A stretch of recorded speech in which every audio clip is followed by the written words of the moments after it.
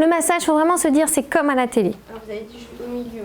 Oui, je mets les mains au milieu du thorax, j'appuie vite et fort, entre 100 et 120. Donc allez-y, tac, tac.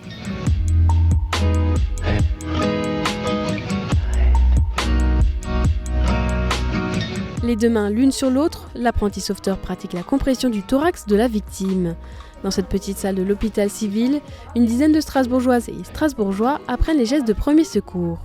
C'est du secourisme de base, justement en cas d'attentat, avec cette idée en premier lieu d'arrêter les hémorragies. Ça, c'est important. Hein. Donc, et savoir qui on appelle et comment on fait un bilan. Et ensuite, quelques gestes d'urgence. Donc, c'est le massage cardiaque avec l'utilisation du DSA et la position latérale de sécurité sur quelqu'un qui est inconscient et qui respire. L'objectif, c'est de faire du pratico-pratique. Hein. Ce n'est pas du cours théorique. Donc, il faut masser, il faut défibriller, il faut mettre en position latérale de sécurité. Voilà. Parce que des fois, on a des idées et tout. Et c'est en faisant qu'on se rend compte déjà qu'on sait. Hein. La plupart d'entre eux... ils savaient masser avant même qu'on leur explique. Pendant cette formation de 2 heures, dispensée par l'unité de simulation européenne en santé, les habitants apprennent à poser un garrot, à masser une victime qui a fait un malaise, ou encore à utiliser un défibrillateur lors d'un atelier pratique. Vous êtes à Auchan, il y a quelqu'un qui s'est écroulé, vous avez commencé à masser, et on vous apporte ça. Il paraît que ça sauve des vies. C'est un défibrillateur. Appliquez les électrodes sur la poitrine nue du patient. Branchez le connecteur aux électrodes à côté du voyant clignotant. C'est au lendemain des attentats de Paris et Bruxelles que la ville a décidé de mettre en place ces formations gratuites. Mais les gestes ne sont pas seulement utiles en cas d'attaque.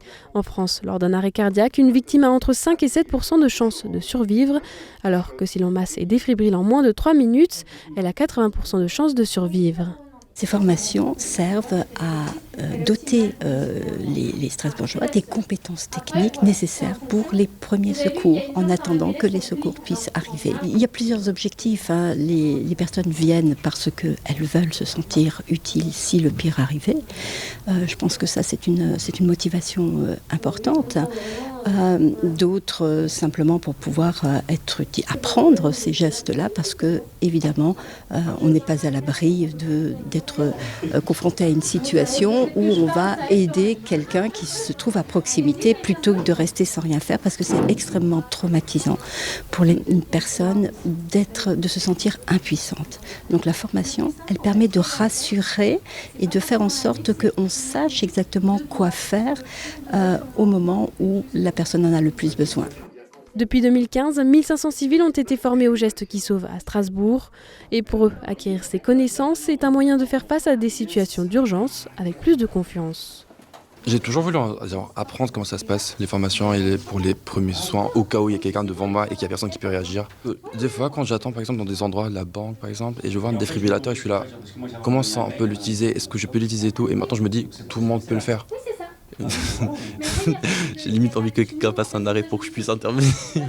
À l'issue de la session, les participants reçoivent un certificat.